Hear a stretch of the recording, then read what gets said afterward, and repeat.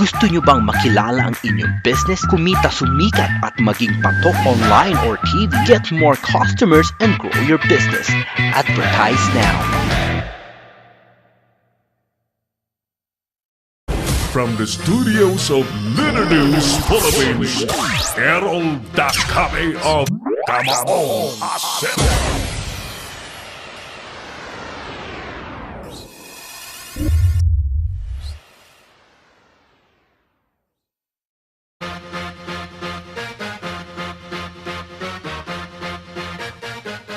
Thank you very much. Welcome back sa ating palatuntunang Kamao Asero. Ulitin natin yung ating mga telepono sa studio. Huwag kayong manatiling tagapanood lamang. Sali kayo sa ating discussion ng ating subject matter sa hapon pong ito. 0927-494-2175 at 0949-736-5000. At mag-comment po kayo sa ating FB page ng Leader News Philippines. Garantisado pong babasahin natin yan. May I go to our reactors sa ating wall.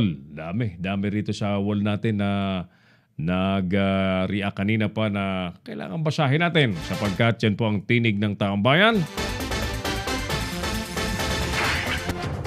Marami-rami ito. Marami-rami. Sabi ni Crystal Vale. Malabo. Pati mata ko malabo.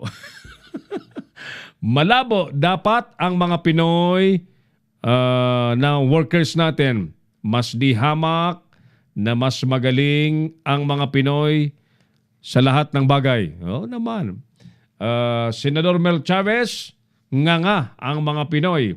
Josefina Consulta, kamag-anak ko yata ito, meron silang mapapasukan na work, sales lady or boy ng mga Chinese sa sariling bansa. Alipin na tayo, wag natin silang papurmahin.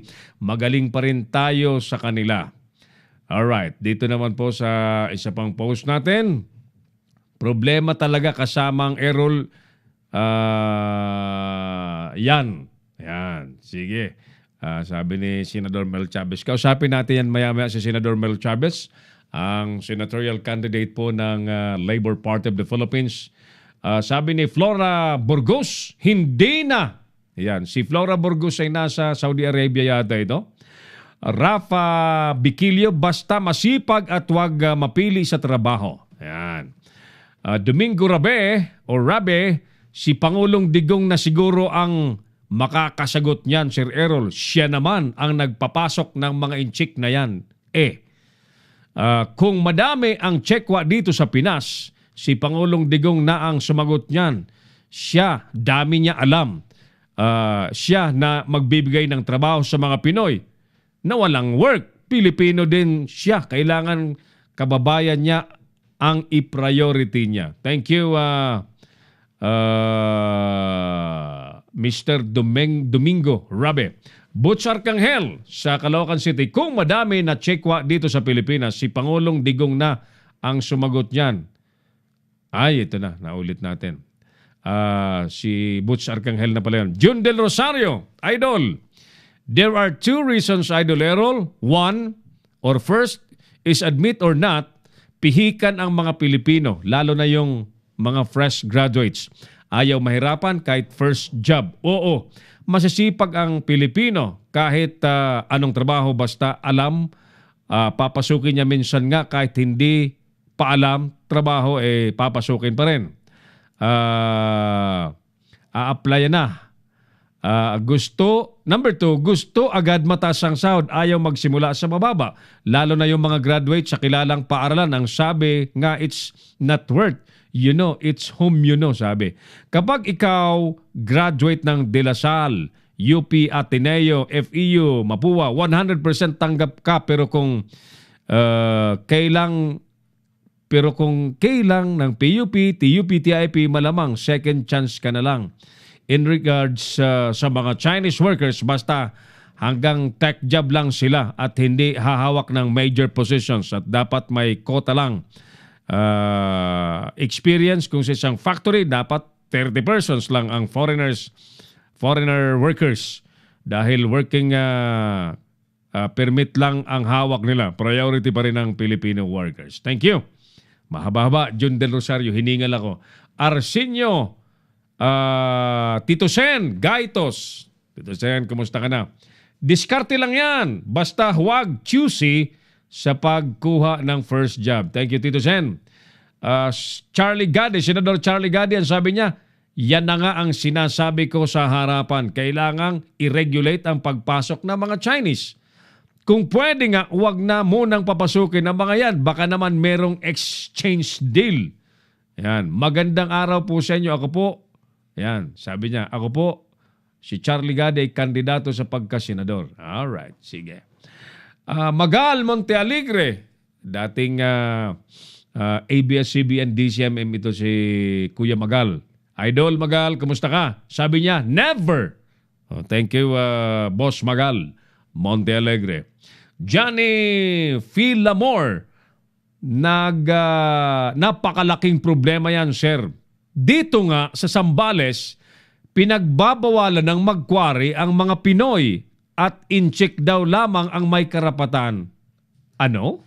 Sino ang nagbabawal? Itanong, ganon? Naku po, sabi ni Magal Montealegre. Mas mainam, magyera na lang kaysa mamatay sa gutom ang mga Pinoy sa mga nangyayari parang killing me softly. So yan po yung mga reactors natin. Now let's get back to our survey question, mga suki. Sa pagdagsa po ng mga Chinese workers sa Pilipinas, makakahanap po kaagad kaya ng trabaho ang mga bagong graduates na Pinoy ngayong taon? By the way, binabati po natin ng happy graduations ang mga estudyanteng magtatapos sa taong ito. And I would like to mention my very own son, Hedrick Dacame, who'll be, actually, kanina pang alas 3. So, he'll be graduating from elementary. So, congratulations, anak ko. Happy graduation. And panimula pa lang yan. Meron pang high school, meron pang college, at malayo-layo pang lalakbay ng aking anak na bunso, si Hedrick Dacame. Ayan. Ang pagbate mula sa iyong daddy, mula kay Kuya Nico, mula kay Kuya Clarence, mula sa Leader Knows Philippines, mula sa aming lahat na nagmamahal sa iyo. Di mo ako nakapunta sa, nakadalo sa graduation mo, but my heart is with you. Kita tayo bukas. Alright, tuloy-tuloy po tayo. Okay, sige. May report pa tayong papanoorin ngayon. Importanteng report. LGU, DNR at isang pribadong kumpanya nagkasundo daw na magtutulong sa paglilinis ng mga ilog. Report ni Nolan Oriola. Yes, Nolan, magandang hapon. Pasok.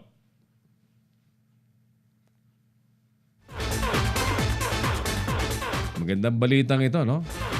Pero naalala ko, may, di ba, may findings ang DNR sa violation ng SM. Teka, panoorin muna natin ang report ni Nolan. Ready na si Nolan? One more time. Yes, Nolan. Go ahead, please. Lumagda sa Memorandum Agreement sina DNR Secretary Royce Simato, Jeffrey Lim, Pangulo ng SM Prime Holdings Incorporated, Henry C. Jr., Chairman ng SM Prime Holdings Incorporated, Pasay City Mayor Antonio Calixto at Parañaque City Administrator Fernando Soriano na nagbigay ng kanilang commitment para malinis ang mga estero at kanilang nasasakupan na nagiging dahilan ng polusyon sa Manila Bay. Ayon kay Secretary Simato, bukod sa mga dumi at wastewater na nagmumula sa mga establishmento na itinatapon sa mga estero na nakapaligid sa Manila Bay, problema din ang mga tinatapong basura sa mga lungsod na nakapaligid dito, kung kaya't sinisikap ng pamahalaan na ma-relocate ang mahigit 200,000 pamilya na nakapaligid sa baybayin. Today, SM Prime is here again with the signing of the Memorandum of Undertaking for the Manila Bay Rehabilitation under the Adapt an Estero program by adopting the 3.5 Parañaque River and the Tripa de Galina Estero in Pasay and Parañaque City. This is a milestone for SM Prime.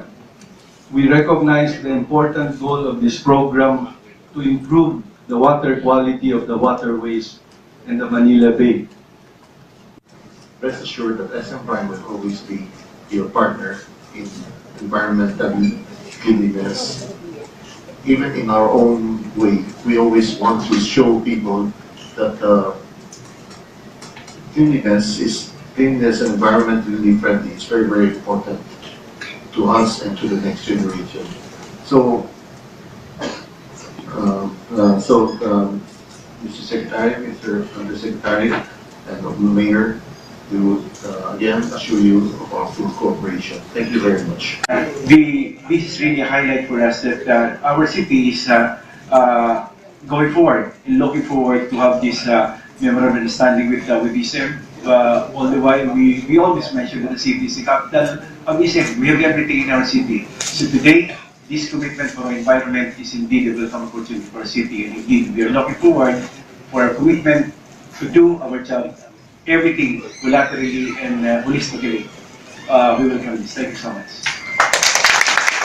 Today marks a special day for us as we sign a covenant to help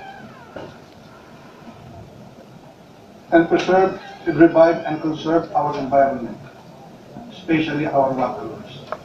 With the signing of this memorandum of understanding, we will make a concerted effort to clean, revive and restore our waterways to its former glory. This is not an easy task, but I am confident that with the help of the local government of Parañaque, the Department Manila Bay and also the Esteros.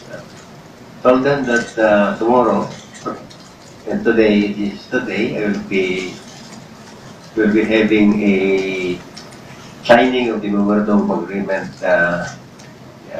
between DNR, Pasay, Parañaque, and SM. They were very happy. They were very happy that everything is going on as planned, and I'm very happy, really, that they're moving towards to this endeavor. I would like to greet Matatandaang aabot sa mahigit 16,000 volunteers ang nakisa sa isinagawang clean-up operation itong nakalipas na linggo sa mga estero ng 10 ilog na konektado sa Manila Bay. Nanguna sa tinaguriang Battle of Esteros ang mga opisyal ng DENR, DILG, Department of Tourism at MMDA. Mula dito sa Baywalk, lungsod ng Maynila, Nolan Ariola nag-uulat para sa Libre News Philippines. Si Errol Dacame, ang Kamaong Asero. Thank you, Nolan. Isang positibong hakbang yan. Pero again, kinukumusta ko mo lamang po yung unang kampanya po ng DNR na inimbestigahan yung mga wastewater treatment facilities at yung mga sewerage ng mga commercial establishments dyan sa Manila Bay.